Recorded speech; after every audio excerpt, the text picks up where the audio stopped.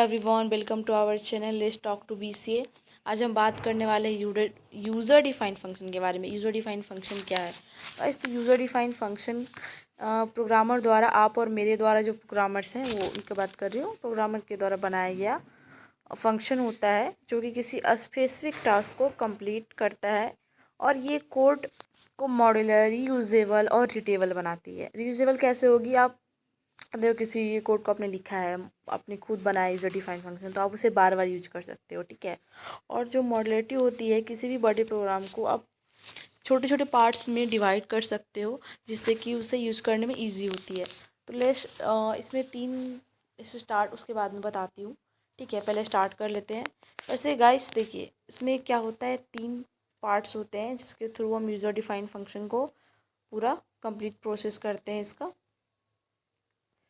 जिसमें पहला होता है फंक्शन डिक्लेरेशन, जिसमें हम फंक्शन को डिक्लेयर करते हैं, उसकी नेम क्या होगा, वो रिटर्न क्या करेगा, उसके पैरामीटर्स जो भी है हम उसको उसमें लिखते हैं। उसके बाद हम उसमें फ़ंक्शन को कॉल करते हैं। जब भी हमें फ़ंक्शन को कॉल करना होता है, जिस टाइम हम वहाँ फ़ंक्शन को कॉल करते हैं, उसके बाद हम फंक्शन को डिफ़ाइन करते हैं कि आखिर उसका काम क्या रहेगा, व्हाट विल डू, ठीक है। क्या करना है, हमें क्या करना है, हमें ऐड करना है, हमें एडिशन, सब्ट्रैक्शन या मल्टीप्लिकेशन जो भी करना है उसको हम बताते हैं। तो हमने स्टार्ट कर दिया हैज़ इंक्लूड stdio.h। इसके बाद हम इसको डिफाइन, हमने कहा है डिक्लेयर करना होता है। तो पहले तो हम मेन फंक्शन स्टार्ट करते हैं, लेकिन हम यहाँ फंक्शन को पहले क्या करेंगे, डिक्लेयर करेंगे। तो फंक्शन डिक्लेरेशन मैं यहाँ लिख देती हूँ ताकि याद रहे। फंक्शन डिक्लेरेशन,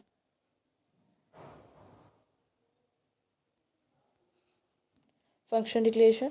अब फंक्शन को डिक्लेयर करेंगे, मतलब मैंने बताया कि फंक्शन को डिक्लेयर करने के लिए हमें क्या चाहिए होता है, इसमें हम फंक्शन का नेम और रिटर्न टाइप और पैरामीटर्स को हम यहाँ पे करते हैं।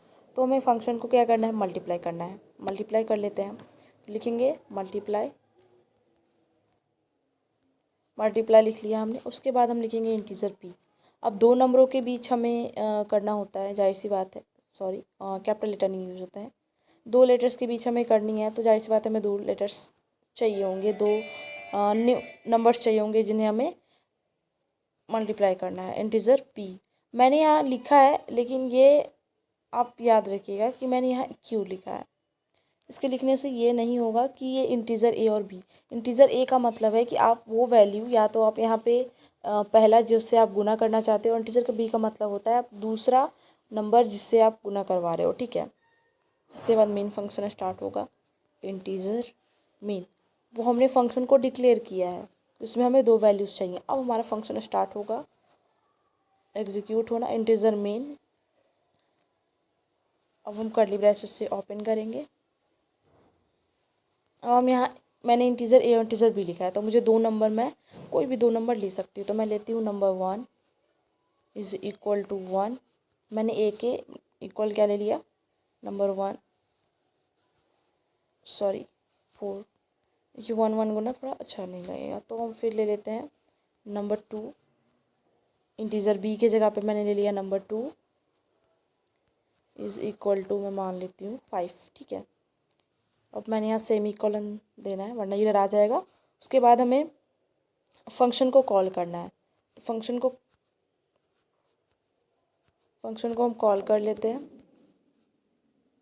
पहले यहाँ लिख देती हूँ मैं, ताकि ध्यान रहे कि यहाँ फंक्शन को क्या किया गया है, कॉल किया गया है, फंक्शन कॉल। अब हम यहाँ फंक्शन को कॉल करेंगे कैसे, हम लिखेंगे इंटीजर रिज़ल्ट, जो हमें चाहिए मल्टीप्लाई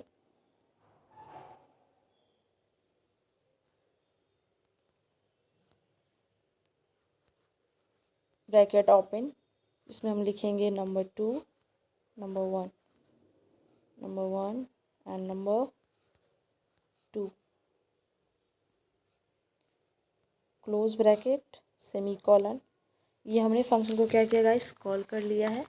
मल्टीप्लाई हमें चाहिए नंबर 1 और नंबर 2 का। ये हमें कॉल, हमने इसको किया है कि हमें क्या करना है, मल्टीप्लाई करना है, आप मल्टीप्लाई करो। उसके बाद हम प्रिंट एफ कर देंगे, जो कि हमें आउटपुट के रूप में चाहिए, प्रिंट एफ। आप जो भी चाहो लिख सकते हो। जैसे आपने लिख दिया प्रोडक्ट ऑफ टू नंबर्स या product of A and B, जो भी आप चाहो यहाँ पे लिख सकते हो। नंबर 1 नंबर 2 मैं लिख देती हूँ the product of percentile D and number 1 number 2 result bracket close semicolon.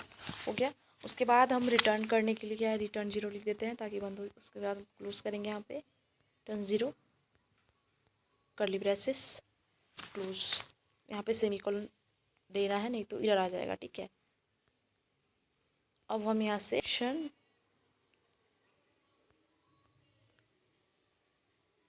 Definition, चलिए तो हम फंक्शन के यहाँ डेफिनेशन कर देने वाले हैं। इंटीजर मल्टीप्लाई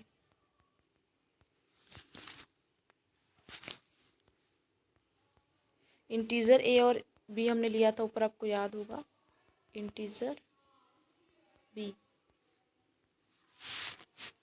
अब इसको ले लिया हमने। अब इसके अंदर हमारा जो वर्क होगा उसको हम बताएंगे कि आखिर आपको वर्क क्या करना है इसके अंदर। इसलिए मैंने इसको क्या किया है, सेमीकोलन से क्लोज नहीं किया, वरना इसका काम नहीं होता। मतलब यहाँ से फिर बताता ही नहीं, एग्जीक्यूट ही नहीं होता।